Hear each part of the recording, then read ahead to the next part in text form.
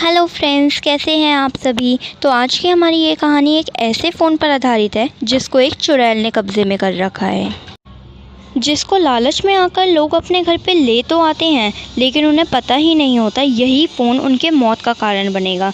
ये एक एक करके सबको निगलता जाता है और ये सब उस फ़ोन से एक चुड़ैल करवा रही थी। ये चुड़ैल एक एक करके गाँव वालों को निगलती जा रही है उस फ़ोन के ज़रिए। क्या इस फ़ोन से गांव वालों को कोई बचा पाएगा? जानने के लिए कहानी को शुरू करते हैं। तो कहानी की शुरुआत कुछ इस तरह से होती है कि सड़क पर एक मोबाइल होता है और वो उस मोबाइल में अपने ही आप हलचल होने लगती है और उसकी स्क्रीन पर एक चुड़ैल आ जाती है। हा हा हा हा हा हा हा हा। इस फोन के लालच में आकर कोई ना कोई इसे अपने साथ जरूर लेकर जाएगा और फिर मुझे मेरा शिकार मिल जाएगा। हा हा हा हा। तभी सोहम काका अपने काम से लौट रहे होते हैं अपने घर जाने के लिए।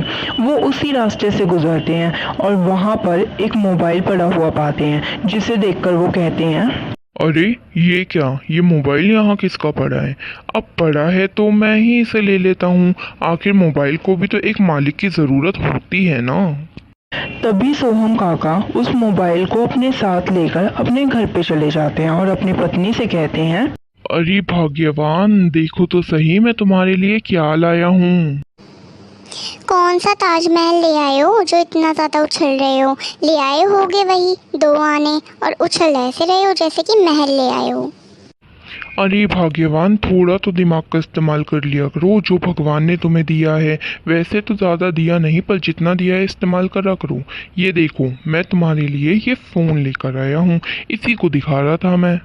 हाय दैया, इतना बड़ा और इतना अच्छा मोबाइल कहाँ से ले आए तुम? चोरी वोरी करी है क्या? हाँ करी है, तुमसे तो बात करना बेकार है। खाना वाना लगाओ, मैं हाथ मुँह धो लेता हूँ।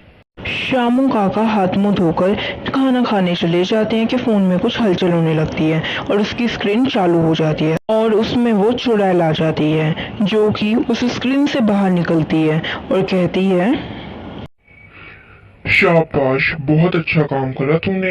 आज तो तूने एक नहीं दो शिकार दे दिए मुझे। शामू काका और उनकी पत्नी खाना खा के आते हैं। वो देखकर चौंक जाते हैं कि फ़ोन इतना बड़ा हो गया है। तभी फ़ोन उन दोनों को अपनी ओर खींचने लगता है और देखते ही देखते उन दोनों को निगल लेता है।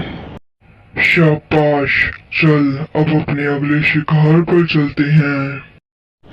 अगले दिन ये बात पूरे गांव में फैल जाती है कि सोमू काका और उनकी बीवी दोनों ही गांव से गायब हो चुके हैं और लोगों की तरह। एक दिन की बात है, माया अपने किसी रिश्तेदार के यहाँ से अपने घर पे लौट रही थी, वापस जा रही थी कि रास्ते में उसे एक मोबाइल पड़ा हुआ मिलता है, जिसे देखकर वो कहती है, अरे भैया, ये मोबाइल यहाँ किसका पड़ा है? एक काम करती हूँ, मैं इसे अपने साथ ले जाती हूँ, किसी का भी हो। माया उस मोबाइल फ़ोन को अपने साथ ले जाती है और घर पर ले आती है और कहती है, इतना बढ़िया और अच्छा मोबाइल ऐसे रोड पे कैसे पड़ा हुआ था? और इस गांव में इतना अच्छा मोबाइल लाया कौन? खैर जो भी हो, मुझे क्या।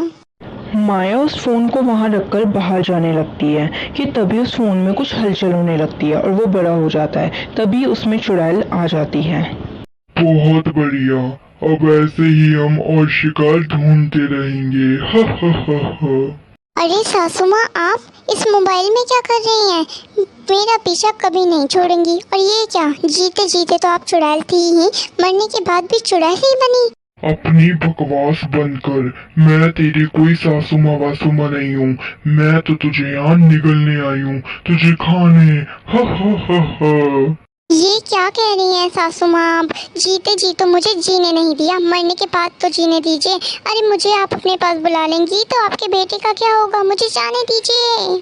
कभी कभार ऐसे अतरंगी शिकार भी मिल जाते हैं। खैर छोड़। अरे लगता है कोई आ रहा है, वापस से फोन में जाना पड़ेगा। तभी पायल वहाँ आती है और कहती है, ये माया भी ना मुझे यहाँ बुलाकर पता नहीं खुद कहाँ चली गई।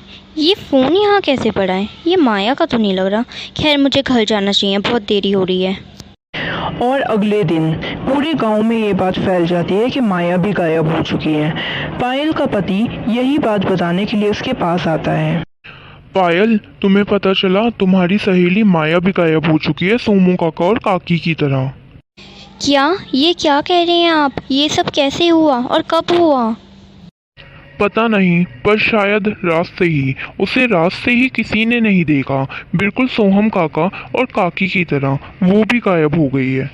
हो सकता है, तभी वो मुझे कल रात को उसके घर पे नहीं मिली। कल मैं उसके घर पे गई थी उसी के कहने पर वो मुझे कहीं नहीं मिली। रात का समय हो चुका होता है और सभी लोग अपने घरों में होते हैं। पायल भी अपना खाना बनाकर कमरे में जाती है आराम करने के लिए और तभी सोचती है, आखिर ये सब हो क्या रहा है? गांव से एक एक करके सब लोग गायब हो रहे हैं। पहले सोहम काका काकी और अब माया। ये सब क्या हो रहा है? एक मिनट, कहीं ये सब उस मोबाइल फ़ोन की वजह से तो नहीं हो रहा? क्योंकि जब सोहम काका काकी गायब हुए थे उनके घर में भी ऐसा ही फ़ोन मिला और वो गायब हो गया। और अब माया के घर से भी ऐसा ही फ़ोन मिला है और वो भी गायब हो गया। पायल, पायल जल्दी नीचे आओ, देखो मैं क्या लाया हूँ। जल्दी आओ इधर, तुम्हें कुछ दिखाना है। अजय की आवाज़ सुनकर पायल नीचे जाने लगती है।